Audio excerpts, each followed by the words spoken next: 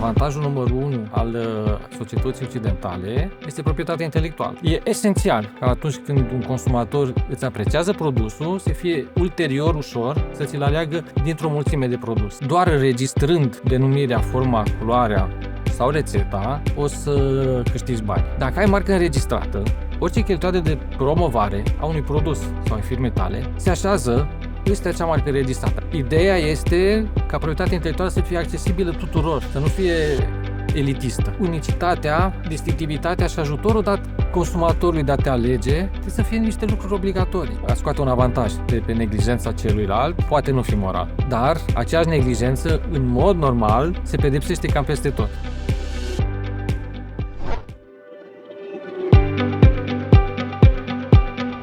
Bine v-am regăsit la o nouă ediție în dialog cu Arta Albă. Doamnelor și domnilor, vă invităm să faceți cunoștință cu profesioniștii artei albe, antreprenori, morari, brutari, patiseri, cofetari, ciocolatieri și gelatieri, care au atins maestria în domeniile lor de activitate. Astăzi intrăm în dialog cu Radu Bozocea, expert în drepturi de proprietate intelectuală și partener în cadrul agenției Weitzman Ariana Partners, cu o carieră care se întinde pe mai mult de 2 decenii.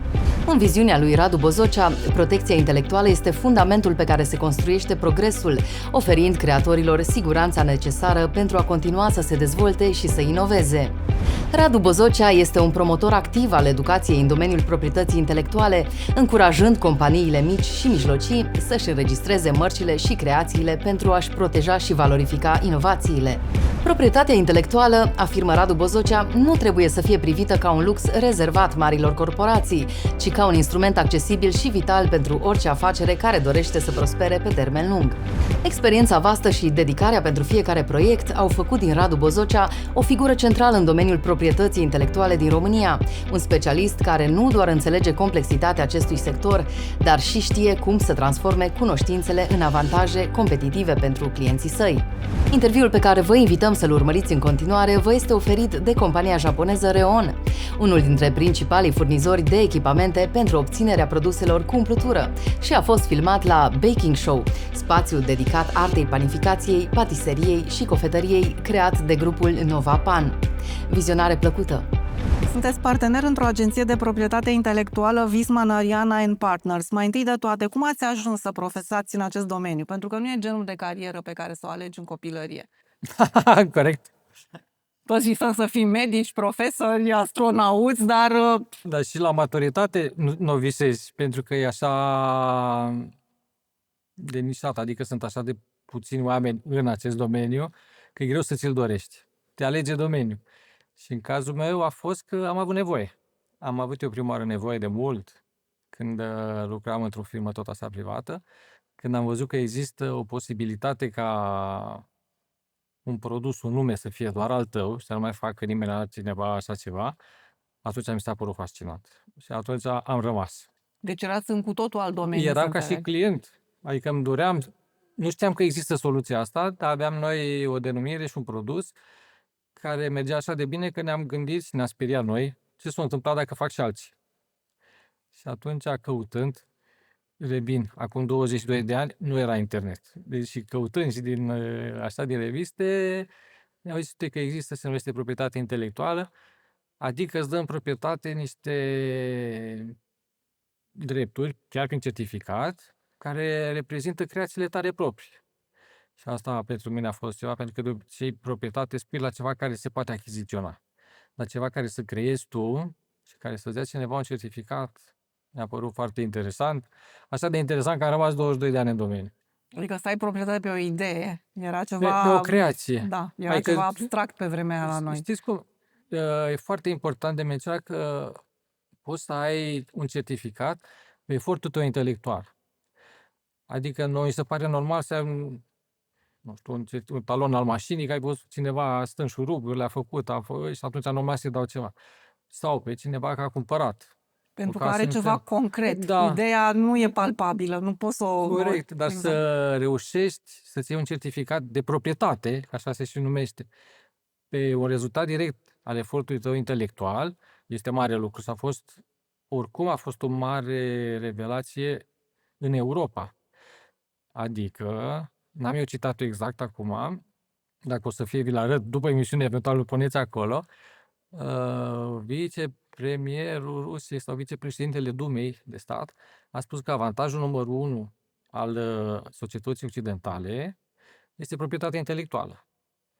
Pentru că doar așa poți să avansezi, încurajând oamenii, oferindu-le proprietate pe ceea ce ei creează. Astfel, ei vor fi stimulați să creeze, să inoveze și toată lumea se va bucura de proprietatea asta lor. M-ați întrebat de unde am plecat și m-am zis unde am ajuns. Deci am plecat fiind eu client și mi-a plăcut așa de mult, după cum v-am povestit, că aici am rămas.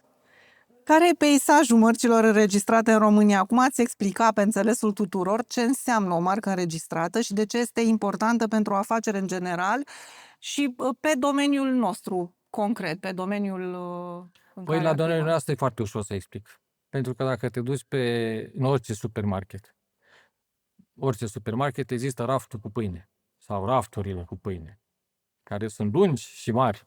Dintre toate produsele de acolo, dacă vă imaginați ca niciunul să nu aibă niciun nume și toate să fie la fel, n-ai ști ce să alegi și care ar fi pentru tine. Deci diferențierea se face în primul rând de ambalaj, care ambalajul înseamnă numele și forma lui.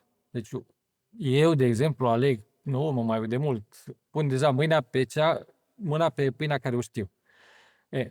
De asta e important. Deci n-ar putea să facă nimeni diferență între produse.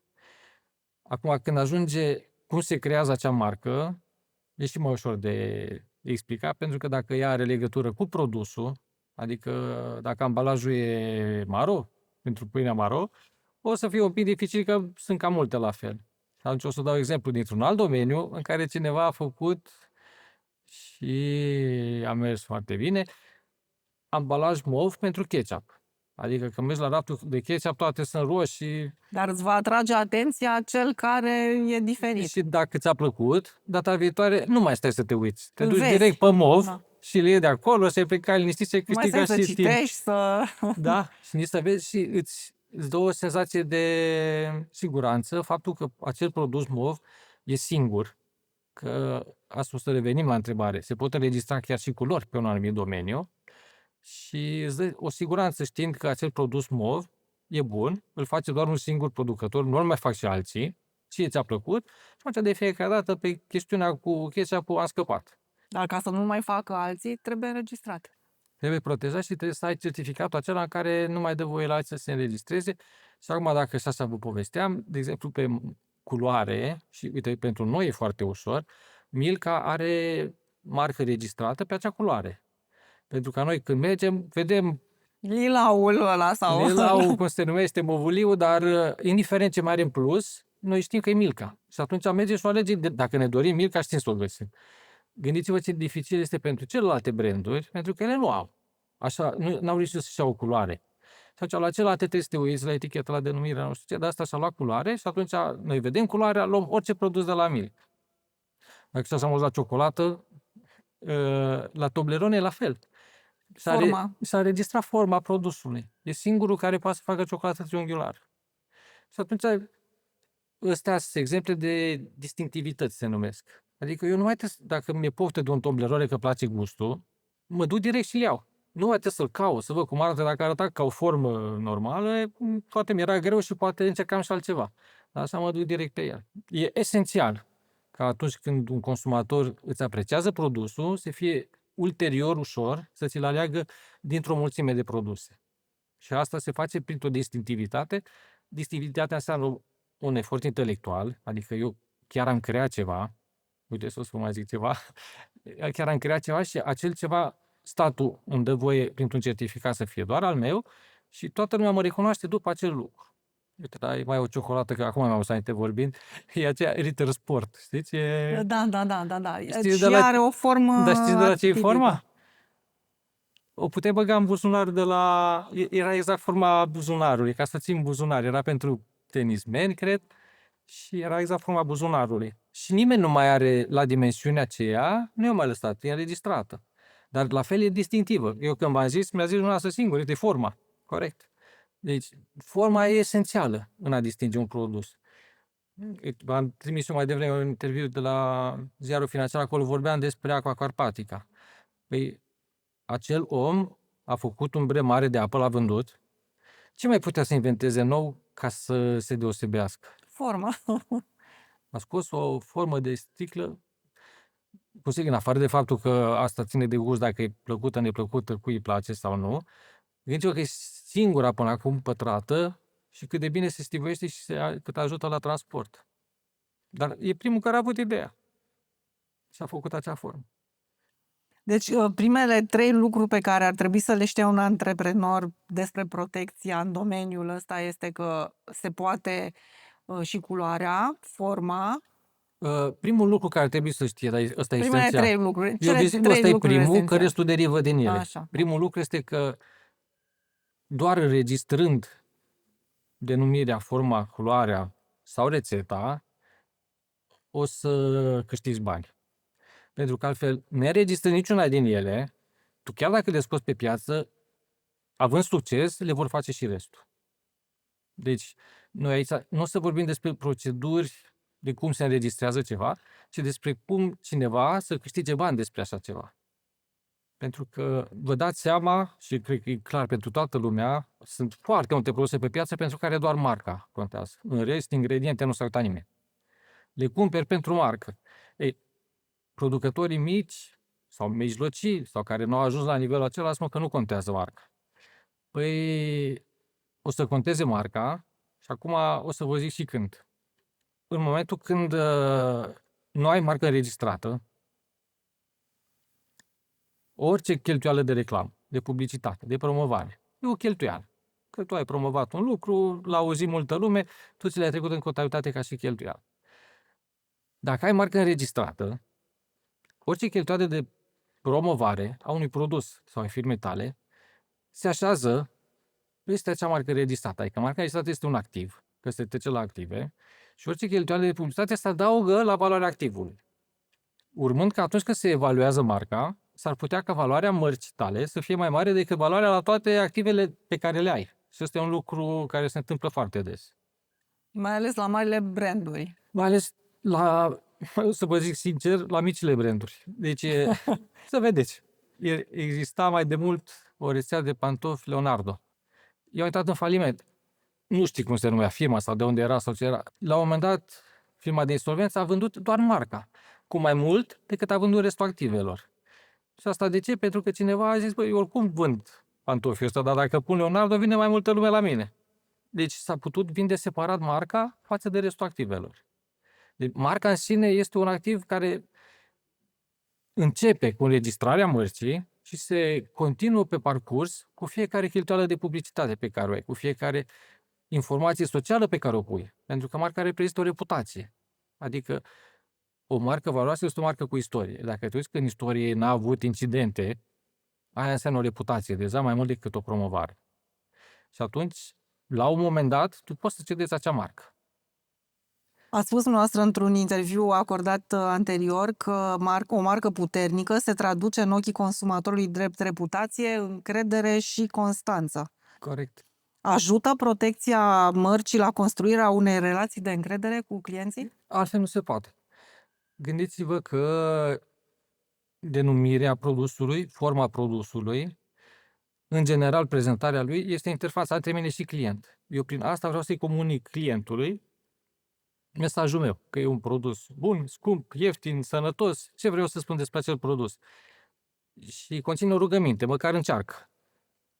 În momentul când eu încerc acel produs, evident că asociez produsul cu prezentarea lui.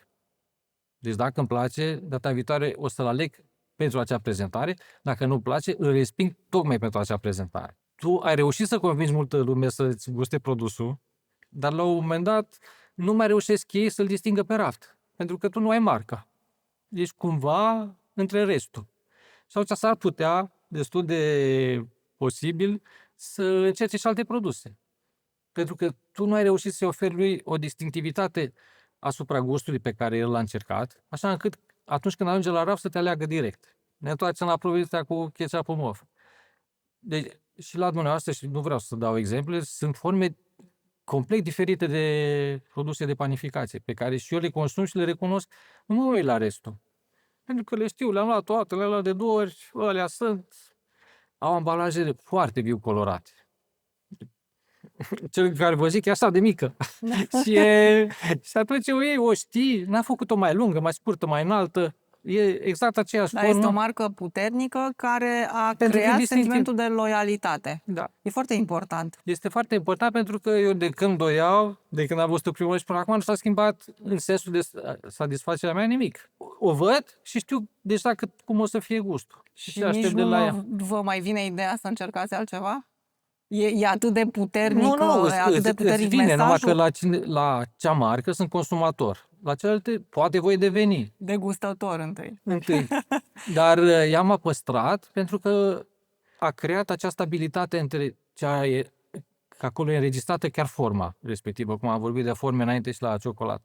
Acea formă e înregistrată. Și am păstrat pentru că n-au mai apărut altele. Dacă mai apăreau altele, evident că mă uitam aici, poate este o formă generică pentru toți. Dar nu, aia a rămas pentru el. Deci prezentarea lui, înregistrată, așa încât să fie doar a lui, pe mine m-a fidelizat.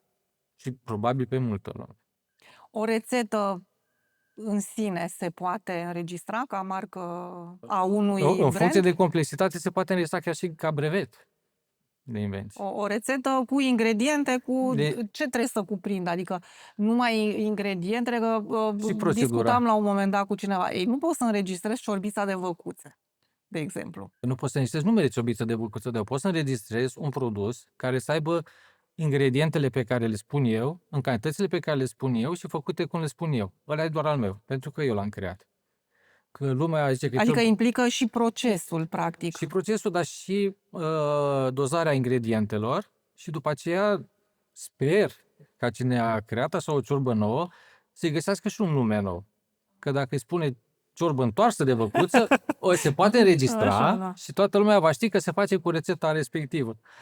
Care sunt pașii esențiali pentru protejarea proprietății intelectuale în domeniul nostru? Ce etape pot urma antreprenorii pentru a începe procesul de protecție a mărcii? Sunt diferite în funcție de industrie sau e strict același procedeu? E foarte important de știu că odată cu aderarea noastră în 2007, noi a trebuit să recuperăm încet și în acest domeniu de calaj, în acest domeniu al proprietății intelectuale.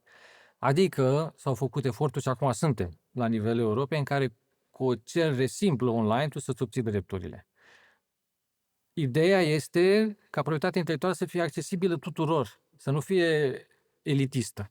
Așa cum are o aură ea că aparține doar marilor branduri. Nu. Toată lumea trebuie și chiar de 2-3 ani încoace se dau fonduri așa de multe pentru ca oamenii, firmele clar că au fonduri, dar și persoanele fizice să-și înregistreze drepturile lor, pentru că doar așa putem avansa. Dacă cineva simte că este protejată creația, atunci are curaj să meargă în acea direcție și are curaj să înceapă să o și vândă. Vă dați seama că la noi cât de mult am avansat, că acum nu știu cât, dau măcar 10 ani, luai o poză de pe net și o puneai pe site-ul tău că era normal. Nu mai face nimeni așa. Dar asta pentru că au venit de dincolo cu tăvălugul și a zis, nu. Chiar și cel care a făcut o poză are dreptul să se o vândă. Și atunci noi ne miram, doamne, dar a făcut o poză, ce a făcut? Da, dar dacă poza aceea ți-a plăcut așa de mult încât vrei să ți-o pui pe site, dă-i bani.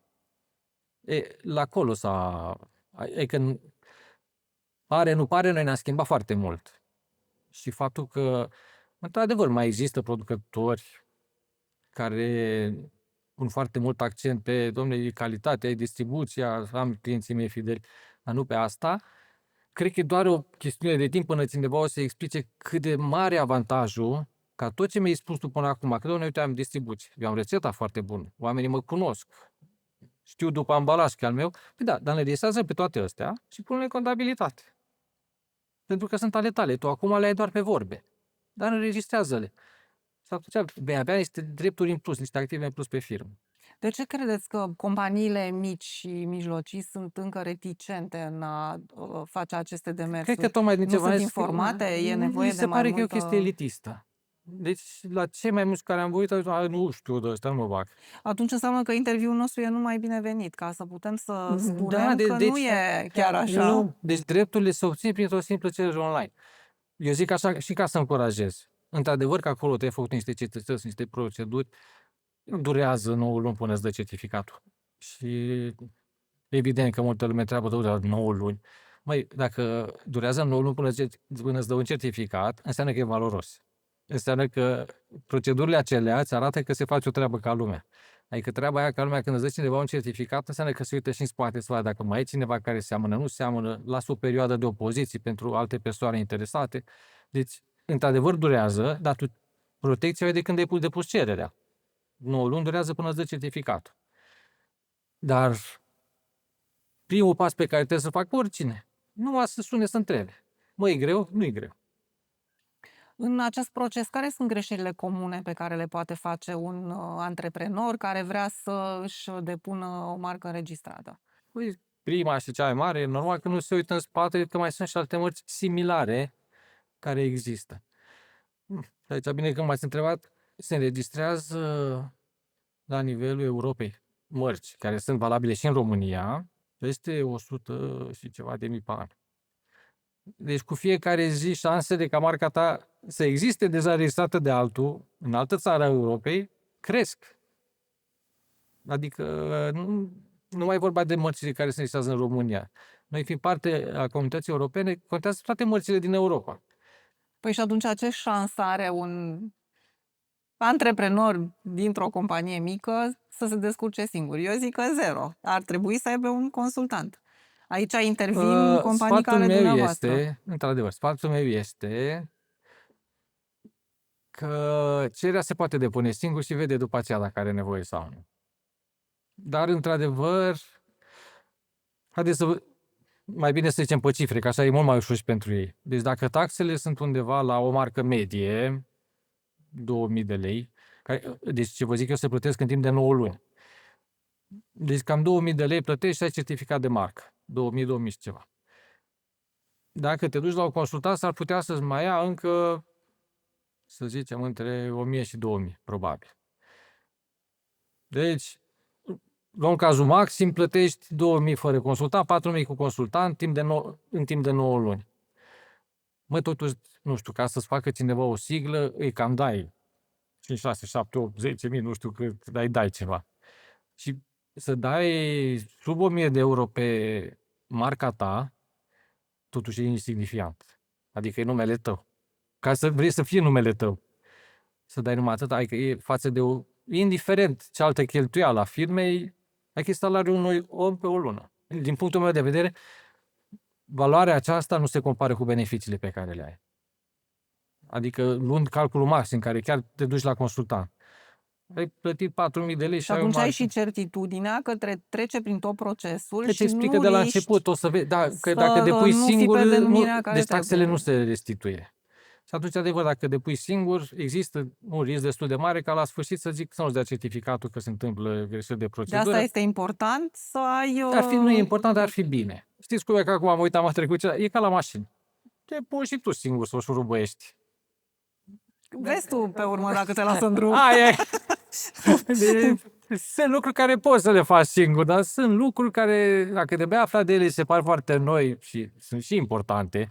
Deci noi aici vorbim de numele firmei, adică vorbim despre numele pe care toată lumea îl spune când te asociază pe tine firmă cu așa ceva. Deci 4000 de lei. Purtați-ne un pic prin toată terminologia asta. Care este diferența între marcă, brand, brevet? Ca să înțeleagă toți cei care ne urmăresc. Da. Păi, marca înregistrată, să spunem că este cea mai cunoscută. Pentru că ea poate să protejeze foarte multe lucruri. Dacă vă vine să credeți, sunt mărci olfactive. Adică în afară de marca aceea scrisă, desen, logo, ce mai sunt, există mai multe mărci olfactive. Asta înseamnă, ca și exemplu, că un producător de mici de tenis a înregistrat mirosul de iarbă proaspătă cu care dădea mingile de tenis. Era ceva al lui. Era. Da. Și în afară că era ceva al lui, gândiți-vă că toți care jucau știau ale cui sunt mingile, că erau de la firma respectivă. Există mărci auditive. Adică răgetul leului de la Metro Golden Mayer e înregistrat. Ce se aude pe Microsoft când se deschide calculatorul e înregistrat. Există mărci sonore inclusiv în România. După aceea există mărci tridimensionale. Adică poți să înregistrezi forma 3D a produsului. Nu numai o față, nu numai un cuvânt. Exact cum arată produsul ca și volumetrie. Deci poți să o înregistrezi. Există mărci de poziționare, care înseamnă că eu înregistrez un anumit loc de pe ambalaj în care doresc să pun brandul, dar numai locul acela. La 4 cm în sus, 3 cm în jos, 45 de grade, explic acolo cum e și înseamnă că doar în poziția aia pot să-mi pun eu marcă. Deci mărțile sunt de foarte multe feluri. Cele mai comune sunt cuvântul, partea de logo, deci cum arată, și bineînțeles combinații între ele. Dar în afară de acestea, cum am vorbit, există mărci de culoare. Eu vreau pe un anumit domeniu să merg exclusivitatea unei culori. Și atunci mergi și depui și zici, uite, vreau pantonele ăstea să fie folosit doar de mine. Certificatul durează 9 luni, pentru că la oficiile acestea de proprietate intelectuală sunt oameni foarte specializați în așa ceva, care o să se uite, pe piață mai există. E de bună credință, nu e de bună credință publică, o să vedea dacă face cineva o poziție, nu face. Da, pentru că eu în momentul când dau un certificat de exclusivitate, vă zic acum un secret, cele mai vânate afaceri sunt cele de monopol. E adevărat? Așa e. Marca îți dă un monopol. Brevetul îți dă un monopol. Desenul și modelul industrial îți dau un monopol. Deci doar eu am voie să vând Devii unic. că toată Europa pe asta se bazează, pe asta se creează.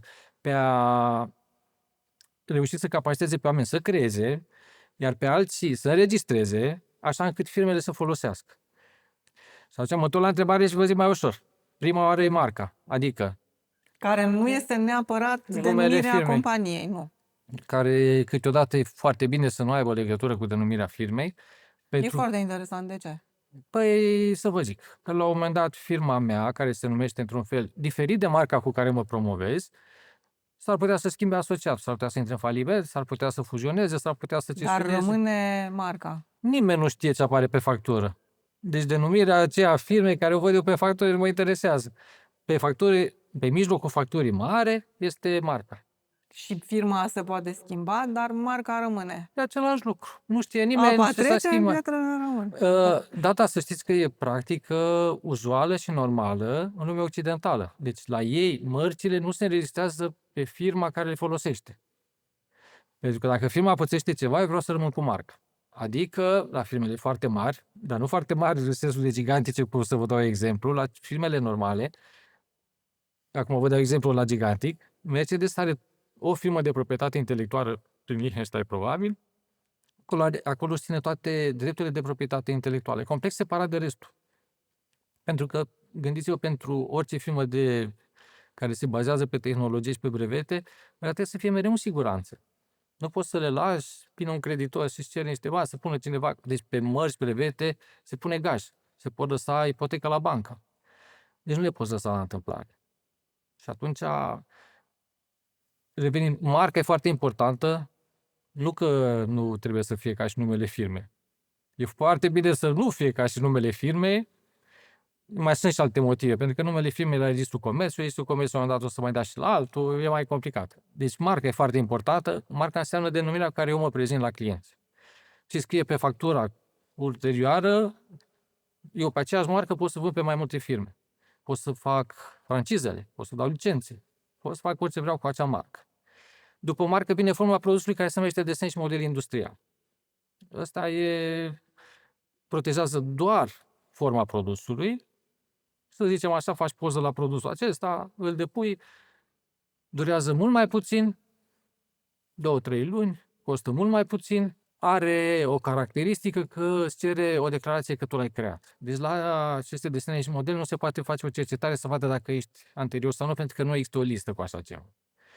Și după aceea vine brevetul, care vă zic foarte pe scurt de el, pentru că sunt foarte puține firme care investesc în așa ceva. Dar dacă investesc, vă dați seama că primesc o exclusivitate pe un produs, 20 de ani, doar el are voie să producă acel lucru.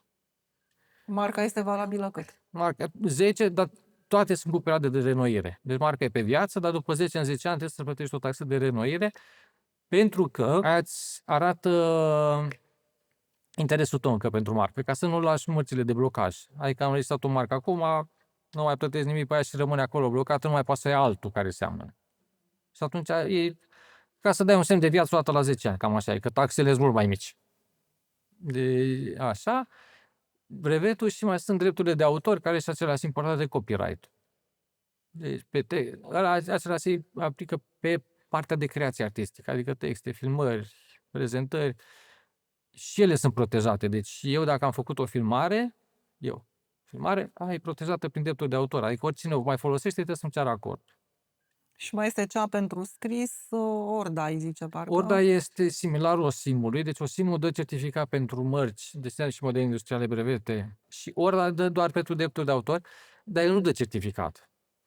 Orda are niște specialiști care, într-o anumită dispută, poate să-și dea cu părerea dar oricum părerea definitivă este în instanță. Ce avantaje poate aduce înregistrarea unei mărci pentru produsele specifice industriei noastre în competiție cu brandurile internaționale? Cum am fi văzut în afară? Eu am rămas surprins că Croco sunt români. Da. Eram convins că sunt marcă străină. Deci ăsta e avantajul. Foarte interesant. Cu o branduire corectă, cu o registrare corectă, tu nu mai poți face diferența între produsele giganților, să zici, și produsele oamenilor normali. Dar pentru că a făcut un produs extrem de distinctiv și de bun. Deci, practic, marca înregistrată poate da putere în promovare, în relația cu clientul, în marketing, în tot ce înseamnă în proprietate intelectuală te bați cu oricine de la egal la egal. Pe calitate, într-adevăr, e posibil să ai, dar pe cum te prezinți, mai dau și la doilea exemplu, că e de la colegul nostru, când mi-a zis că Alca e cineva de aici, bă, de ăștia nu străini? Nu. Care mai e diferența între Alca și Ulker, să zic, care asigur sunt străini? Că ăștia, dacă ți registrezi marca, dacă o branduiești corect, o monitorizezi corect, între tine și un brand internațional nu este nicio diferență. E lucru esențial în proprietatea intelectuală. Adică acolo, pentru mine contează, ce am zis la început, reputația, istoricul, pentru care, dacă eu am, care se traduce în încredere, dacă am încredere în acel produs. Deci o marcă înregistrată a unui produs de-al nostru românesc ne poate garanta locul lângă marii jucători. Este. Deci pe raftul, dacă vă uitați, Exact. uite, ăsta cel mai bun, între Alca și Ulker, dacă știe cineva care e român, care e străin, dacă nu știu eu, pe cine mai întrebi. Da, nu că reușește calea normală de a fi cel puțin umăr la umăr, dar sunt depășiți. Deci, uite, în industria cărnii și preparatorilor de carne, acolo n-au intrat brandurile străine. Pentru că se pare că au fost niște jucători români atât de creativi, dar acolo se și înregistrează mărci. În panificație poate e la început, dar acolo se înregistrează în continuu. De ce credeți că e gapul ăsta între cele două industrii? Că tot români sunt și unii și alții. De ce? E tradiție și într-un loc și în celălalt, pentru că... Ce pot eu doar să bănuiesc? Așa, spuneți secrete. Pe partea de carne și produse din carne, cred că e o concurență mult mai mare. Și în panificație este. Eu cred că e mai mare acolo. Să vedeți. Uite, luăm un exemplu mai ușor, ca să nu vorbim de niciuna și de alta. La vinuri.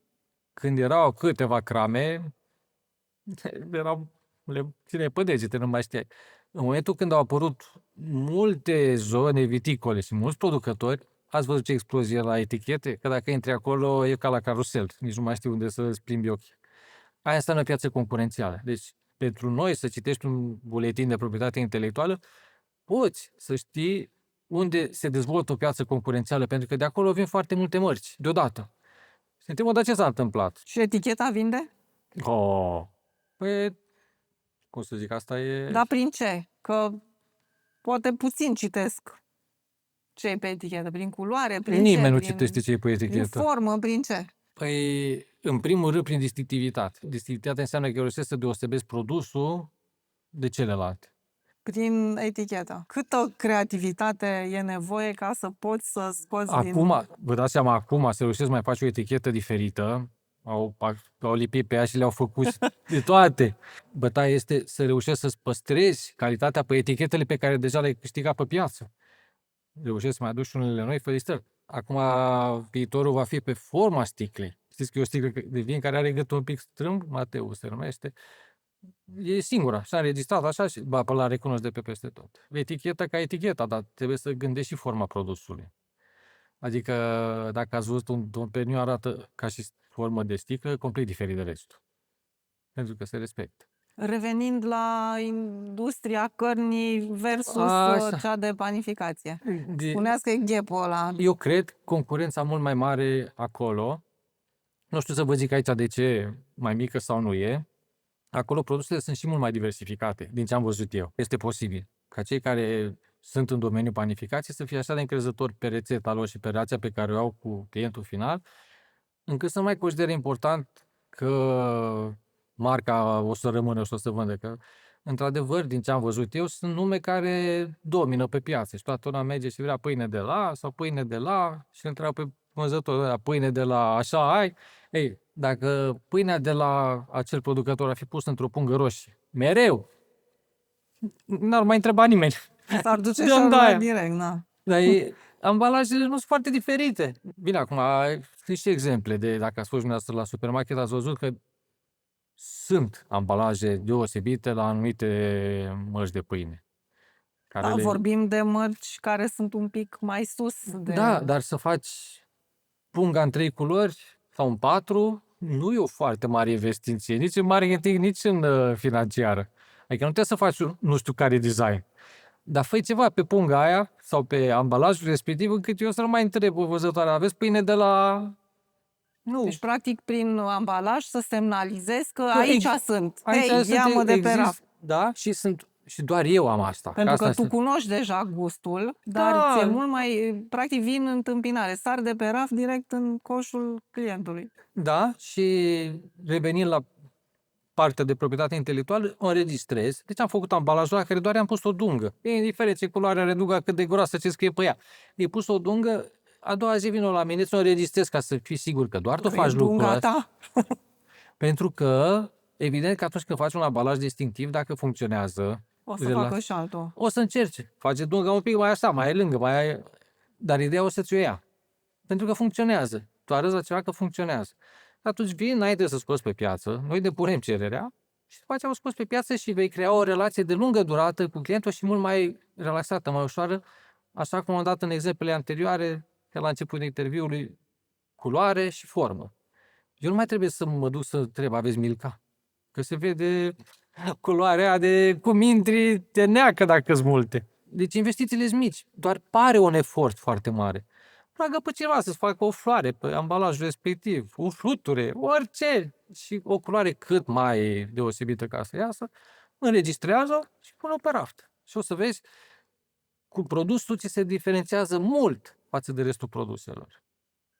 A spus că durează 9 luni Până îți dă înregistrarea. certificatul. Dar tu dreptul ai de când ai depus cererea. Se mai pot optimiza timpii, condițiile? Nu. Cine Să vă zic ar de trebui, ce. nu? Nu, și e foarte corect să fie așa.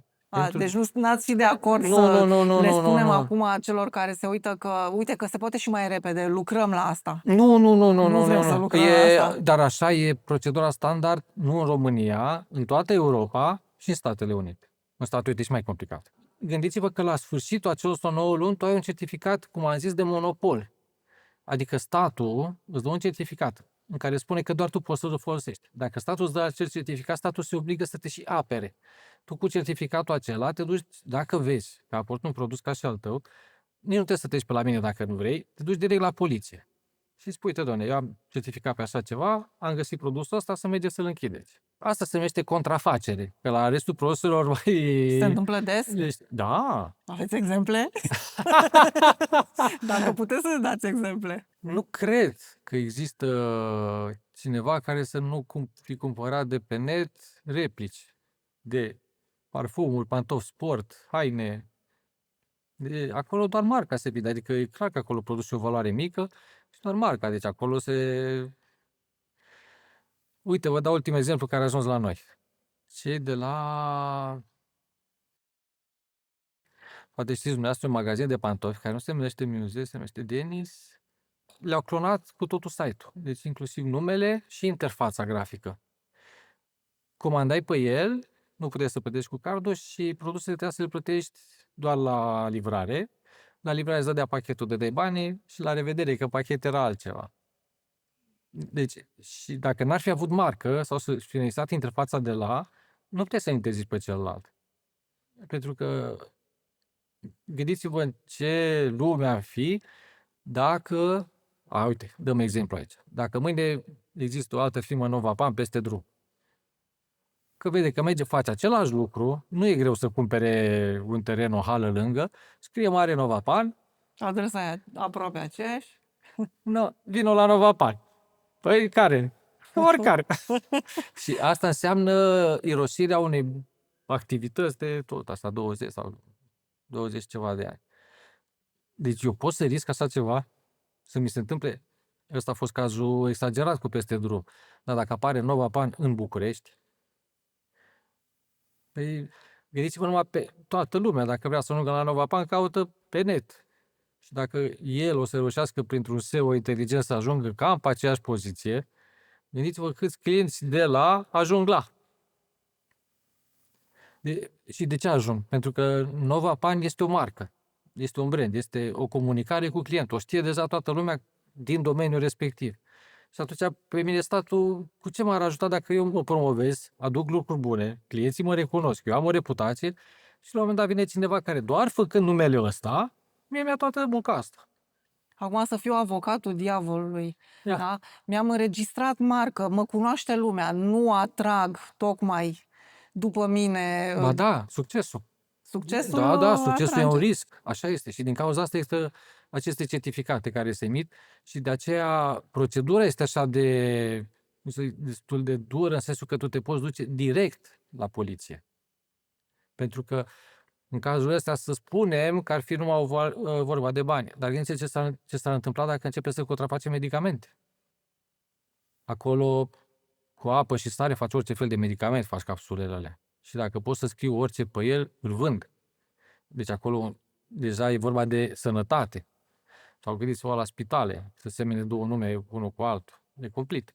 Deci aici, în panificație, să spunem, e deja opțiunea spre mai bine a celui care are firma. Dar sunt domenii în care lucrurile acestea sunt obligate. Uite, la firmele de pază nu se obține licență până nu ai marcă. Până nu ți-ai înregistrat marca. Pentru că pentru poliție e greu. Care e firma aia de pază? Aia. Păi stai că-s 4 cu același nume. Deci, le-au pus condiție. Să ai marca înregistrată pe denumire și atunci să faci firmă de pază și protecție. Unicitatea. de Da, care dar vorbeam mai unicitatea devreme. trebuie să fie unicitatea, distinctivitatea și ajutorul dat consumatorului de a te alege, trebuie să fie niște lucruri obligatorii. Plus că Adică- implică seriozitate din partea... Asta înseamnă. Pentru că și invers. O știre, uite că a fost mai de mult, am auzit acum aminte cu niște lactate de la o firmă, Brădeie sau așa ceva, care aveau niște salmonea. O știre din asta deja aștești toată valoarea brandului. Deci te și ajută, dar cum a spus dumneavoastră, că asta a fost exemplu, îți și impune o seriozitate foarte mare în timp. Adică tu trebuie să ții nivelul calității acolo sau poate peste, legat de acel brand. Și brandul îți va crește. Brandul obligă. Brandul obligă, e cartea de vizită. Adică, în afară de cartea de vizită, e reputația. Cum e numele unei persoane într-o conducere a unei firme. Ăla e, dacă e ăla, atunci avem încredere, nici nu mai gândesc, mă duc, e clar, știu cu cine vorbesc. Nu contează la ce firmă e. Știu că persoana respectivă e o persoană de încredere și serioasă. La fel e și la marcă. Dacă marca asta e, nu mă interesează cu e firmă. Deci marca asta poate să fie cesionată și dată la alte firme. Mai este cazul francizelor, în care sunt de acord să-ți afișezi, uite cum e Fight Goș, care e o rețetă de mare succes. Sunt de acord să folosești nu numai numele, și cum arată interiorul, inclusiv interiorul se înregistrează ca și desen și model industrial. Le folosești pentru că eu garantez clientului că dacă tu ai pus asta, el o să aibă calitatea la care se așteaptă. Asta cu francizele este o altă discuție care, într-adevăr, implică Dar aici aduce ca și aceeași exemplu seriozitate, faptul că marca nu trebuie să fie neapărat a mea și gestionată de mine. Eu trebuie să stabilez numai niște criterii pentru cei care folosesc această marcă. Credeți că e suficientă informare pentru antreprenorii din România în ceea ce privește marca înregistrată și ajutorul pe care poate să-l prezinte în afacerea, în brandul, în tot ceea ce înseamnă firma pe care a clădit-o?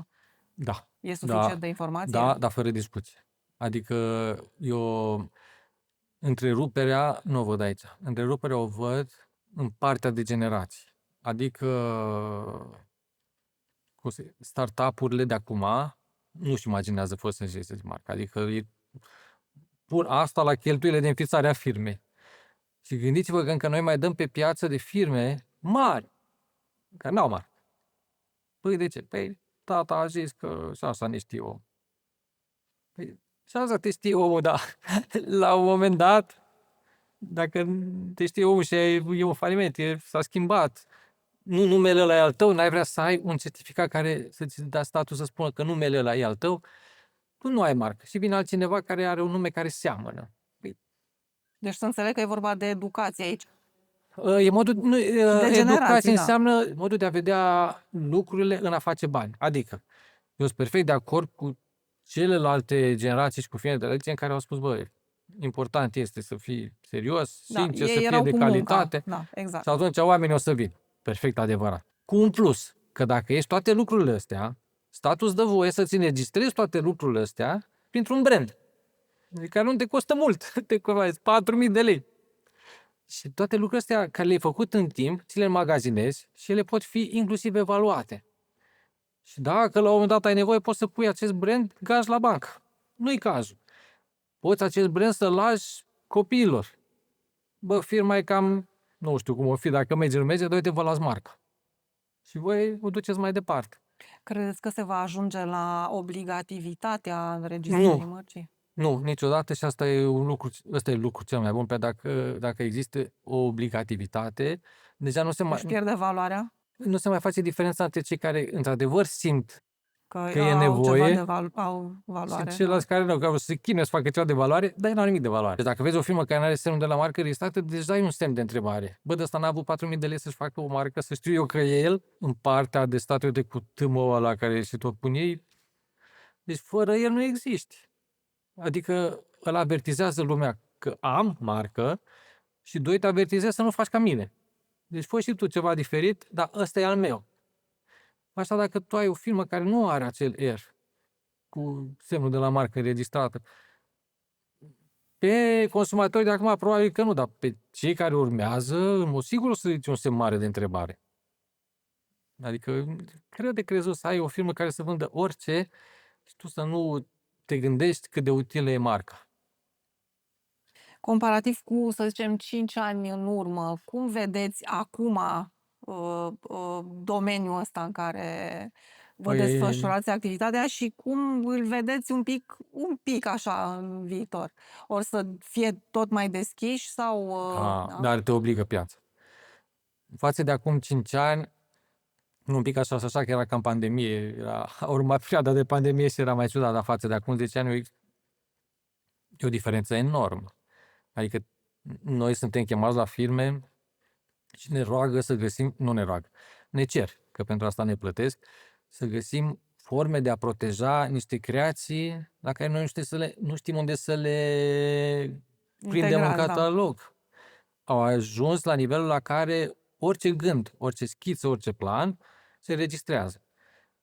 Gândiți-vă la firmele care fac lucrul acesta, care proiectează sau care au rețete noi. Dacă pleacă angajatul cu rețeta, cu e rețetă. Și acolo începe o discuție mare, angajatul zice, păi eu am făcut-o. Ei, da, dar era în fișa postului, era în fișa postului, ai făcut-o cu ustensile de ale... Dar dacă, când o face, tu o înregistrezi ca și firmă, nu mai sunt dubii. Față de acum 5 ani, eu cred că e un salt, dar față de acum 10 ani, nu seamănă cu nimic. Deci e diferența enormă. Și probabil se vor face și mai multe progrese. Păi să vedeți că la brevete, de exemplu, deci cu mărcile am trecut pe sistemul european din 2007 încet. Acum suntem aliniați perfect cu ei. La brevete, noutate mare, a apărut un oficiu care dacă depui brevetul acolo îți dă automat brevetul în 18 țări din Europa. Adică tu să descoperi orice de la un utilaj, să-i aduci o îmbunătățire care poate fi brevetabilă și tu să ai, deci oficiul dacă îți acceptă cererea, tu ai monopol pe 18 țări din Comunitatea Europeană, să vinzi numai tu produsul ăla. Deci nu toată lumea. Nu. Dar e altceva sau... Păi toată lumea nici nu... Adică trebuie să ai și limite. Se poate înregistra în toată lumea, Când cam în toată lumea este oficiile de genul ăsta, dar n-are sens să înregistrezi în țările în care tu nu o să ajungi niciodată. Dar în țările din Europa este destul de rezonabil să te gândești că o să ajungi sau să facă altcineva la fel. Dar asta pentru filme, să zici, mai mari de tehnologie, dar pentru filmele normale, să înregistrezi acea relație pe care o ai tu cu și client. Deci tu, client, relația o ai prin marcă înregistrată.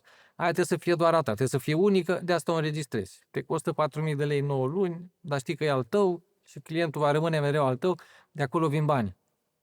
Te recunoaște ușor și mai e chestia de fidelizare, adică eu te și fidelizez pentru că tu știi că pe produsul ăla e așa și plus, cum să zic, e greu de crezut ca cineva să nu se gândească ca toate cheltuielile de publicitate pe care le face sau de promovare sau așa să nu se adune undeva și să lași doar să fie cheltuieli pierdute.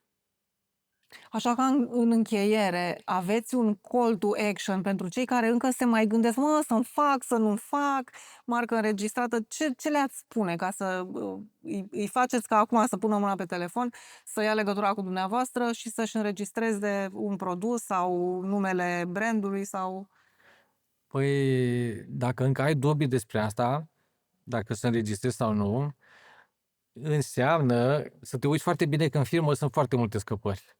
Dacă lucrul ăsta care este esențial, tu încă să mai pui la îndoială, în firmă există multe alte lucruri care ar trebui să le vezi. Pentru că ăsta e esențial, de la asta se pleacă. Ar trebui cu ăsta să începi și după aceea să vezi că mai sunt și alte lucruri care s-ar putea să fie nevoie de îndreptat acolo. Deci, practic, vina e la ei dacă nu, nu se apucă să-și înregistreze. Da. Adică, cum să zic, aici nu e o scăpare juridică, că mulți din cei care conduc filme spun, păi, știu că nu mai e juristul. Asta tu trebuie să simți că numele ăla e doar al tău. E al meu. Nu trebuie să zic că juristul nu nimic, e numele meu și asta trebuie să duce prin proprietate intelectuală și marca să fie a mea. Pentru că eu la toată lumea spun, adică gândiți-vă o proprietate de firmă de câte ori pronunță pe zi numele firmei lui sau numele brandului. La fiecare pronunție acelui nume, tu adaugi câte un leu, câte 50 de bani, ce adaugi acolo. Dar dacă nu e al tău? Să înțeleg că are și un pic, un factor de mândrie? Trebuie să fie așa de mândru de numele ăsta încât să zici da. Poate să aibă, dar cam în anexa 10, 11 pe acolo. Prima oară ți înregistrezi, și acum vorbesc serios, prima oară ți înregistrezi ca nu cumva să vină cineva să spună să ți schimbi numele pe care l-ai tu de multă vreme, pentru că are el un înregistrat mai de curând și care seamănă cu al tău. Adică tu să trească Cât de mică poate să fie diferența? Mică, mare doar instanța stabilește, că nu există, mai erau 20%, 25, 34,3, nu există. Eu mă duc în instanță cu 2 imagini, judecătorul Ion ca și mine se uită ce seamănă. Dacă se ajunge la o dispută așa de mare, seamănă sau nu prea seamănă, nu-și dă seama, se ajunge la ceva și mai frumos în care se face studiu de piață. Adică te duci la o companie care face sondarea pieței. Pe un eșantion mai larg de... Și le arăți poza și spui, ce firmă e asta? Și dacă atâția recunosc că aceea e firma aceea, înseamnă că e a ta. Cineva nu și-a înregistrat marca, da? Vine altcineva, își face asemănător și face o campanie de marketing. Eu vă povestesc, dar nu știu dacă aveți timp.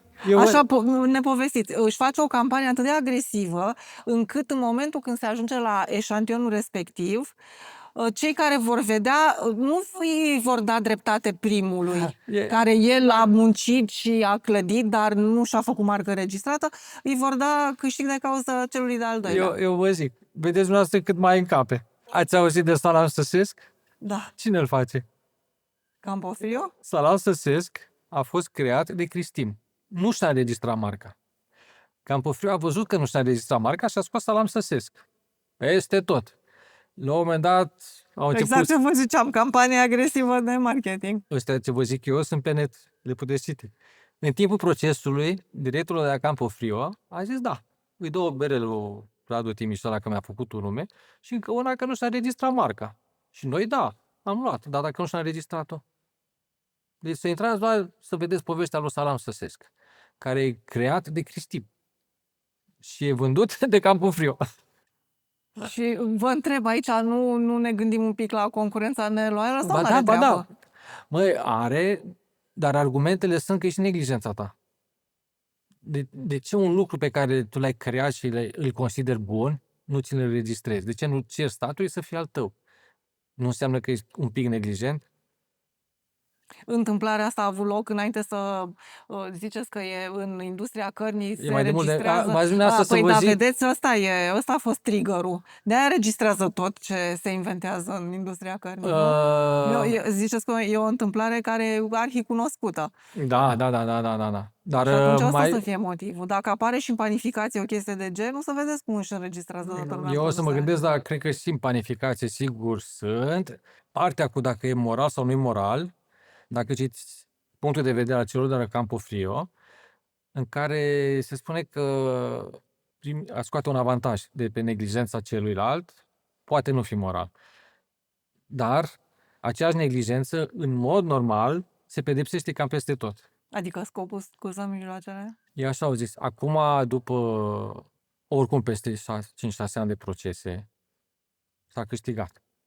Adică a revenit marca la Cristim, mi se pare că acum vinde doar Cristim, dar dacă întreb pe lumea al cui e... Da, în 6 ani, ce bani s-au câștigat și dacă întrebați pe oricine ca și mine, or să zică același lucru. Ați văzut?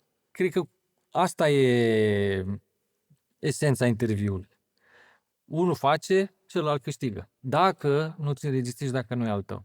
Știu că e dureros sau știu că pare un pic nefiresc, dar uite, acum există un caz care e și al nostru. Cineva a depus cerere ca să ne ștețe motoreta Mobra. Cineva, adică altcineva decât fabrica. Noi suntem cei care ajutăm pe fabrica de la Tohan. Și tot așa au sunat reporterii. Doamne, de bine, e moral, nu e moral, de ce n-a făcut fabrica, cum a făcut fabrica? Într-adevăr, fabrica a neglijat să renuiască marca, mai scoată la 10 ani. După 10 ani, că le mai trebuie, că nu o să o mai producă. O persoană fizică care e în domeniu, deci lucrează cu branduri, a depus cerere ca doar el să mai folosească de acum Mobra pentru motociclete toată Europa.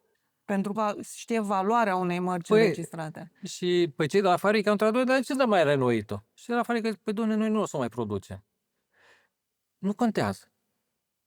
Ai creat un nume, înregistrează și poate cineva o să aibă nevoie doar de numele respectiv. Și atunci îl vinzi. Separat de restul firmei. Adică poți să-ți pierzi munca dacă nu ți-o înregistrezi sau poți să nu mai poți beneficia de ea dacă nu ai grijă. Munca ta se duce în van. Adică singura formă de capitalizare corectă a muncii tale este capitalizarea în proprietate intelectuală, în care eu mereu îmi păstrez brandul între oameni, dar în siguranță, adică înregistrat și mereu capitalizat prin știri pozitive. Doamnelor și domnilor, vă mulțumim pentru atenție!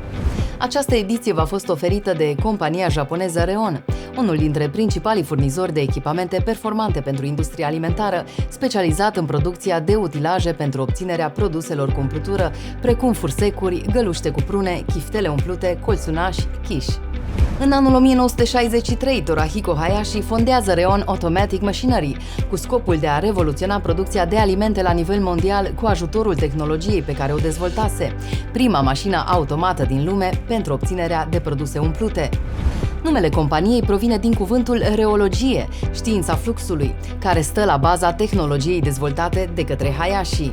Cu fiecare an care a trecut de la înființare, compania s-a dezvoltat atât pe partea de mașini pentru produse umplute, cât și pe partea de divizoare de aluat.